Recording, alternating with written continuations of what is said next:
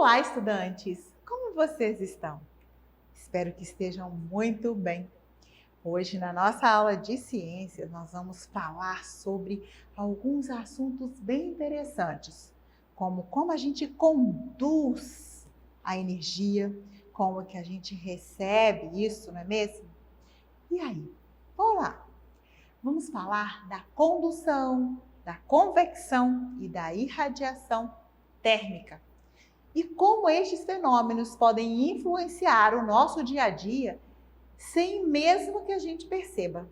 Vamos começar falando da condução térmica, ou simplesmente condução, que é um processo de transferência de calor que ocorre no interior de materiais sólidos em razão de uma diferença de temperatura.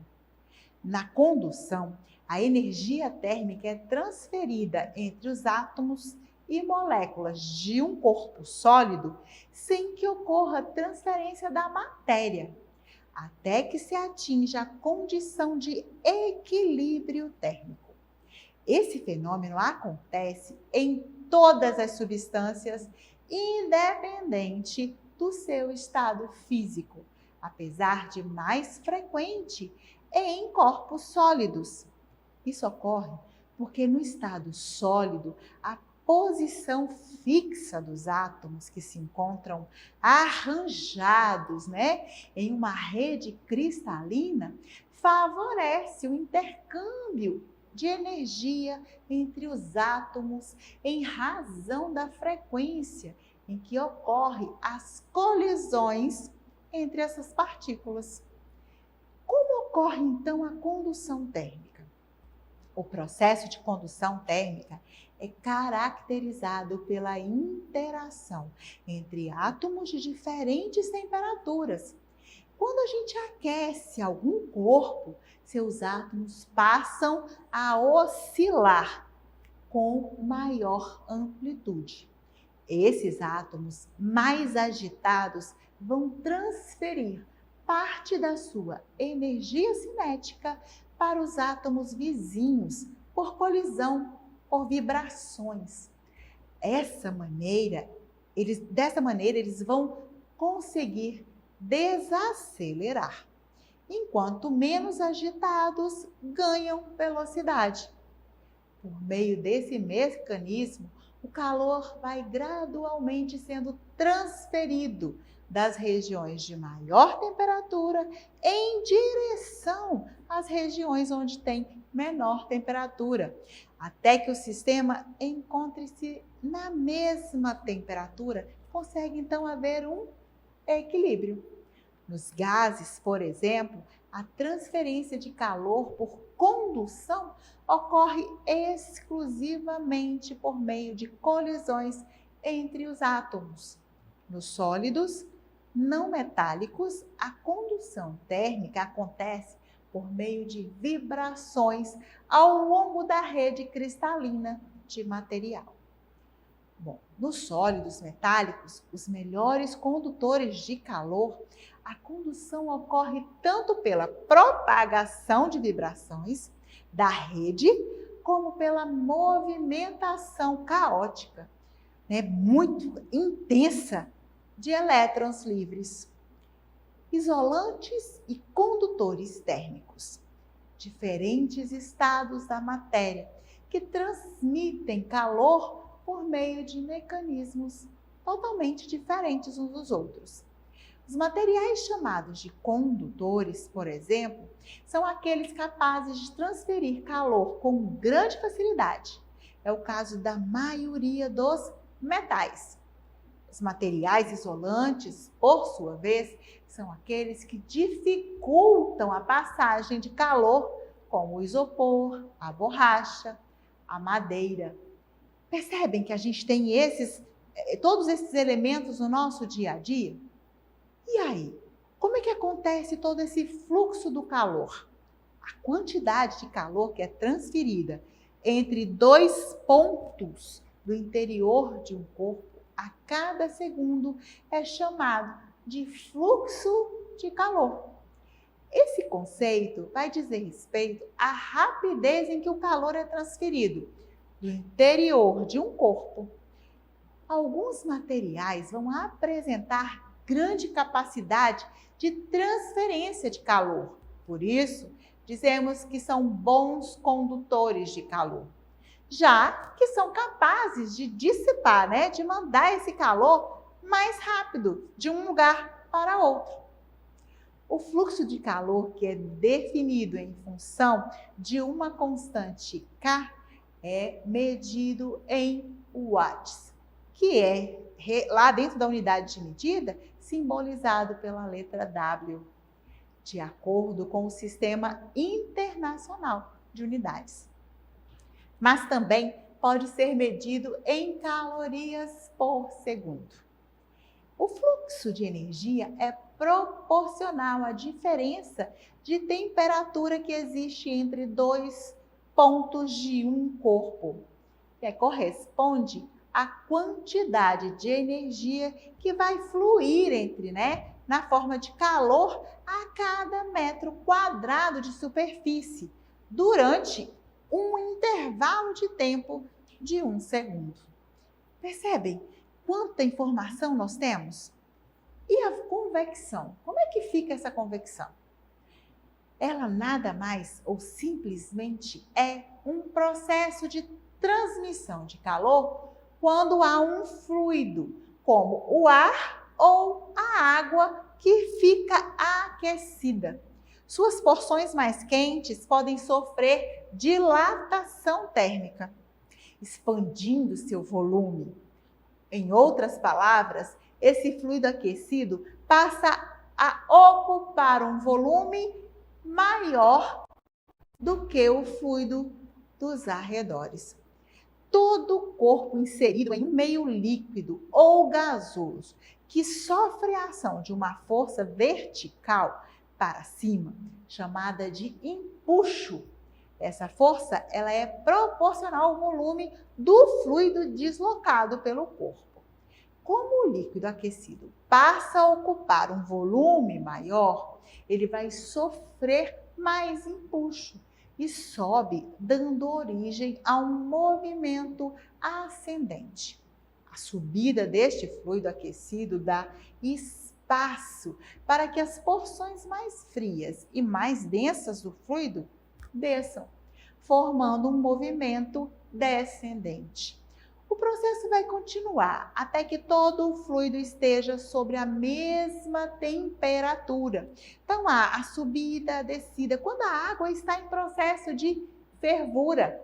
Olha aí para vocês verem a convecção no nosso dia a dia. A transmissão de calor por convecção, quando acendemos lá uma lareira ou uma fogueira, o calor vai ser transmitido ao redor da região aonde a madeira é queimada. Essa transmissão ocorre a partir de um fenômeno que é a convecção ou a irradiação. Assim, é possível sentir o ar quente subir, levando consigo fuligem e outros gases produzidos durante a queima. Além disso, mesmo que não estejamos tão perto das fogueiras, conseguimos perceber o calor em virtude de uma grande emissão de raios infravermelhos, não é mesmo? Por exemplo, no cozimento de alimentos, o líquido sofre um processo de convecção, até que todo o seu volume fique em equilíbrio térmico, que é o processo de fervura. Assim, a gente consegue perceber as correntes convexas ali, nessa movimentação da água.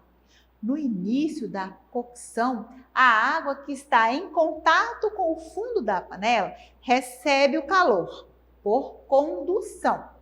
O aumento de temperatura leva à diminuição da densidade. Por isso, essa água um pouco mais quente sobe, transferindo então o calor às suas partes, ao que tem ali dentro da panela de vizinhança, por meio de um movimento ascendente. O processo vai se repetindo, até que todo o fluido, toda a água esteja com a sua temperatura em ebulição e estável. exemplos de convecção. Como aí?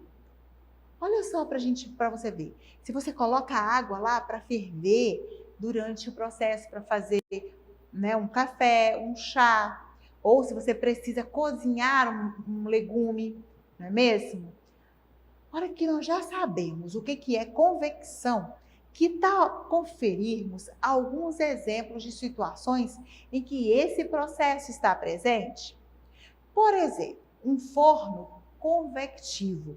Os fornos conveccionais, os elétricos ou até mesmo os fornos a gás têm sua chama ou aquecedor localizado na parte mais baixa do forno, não é mesmo?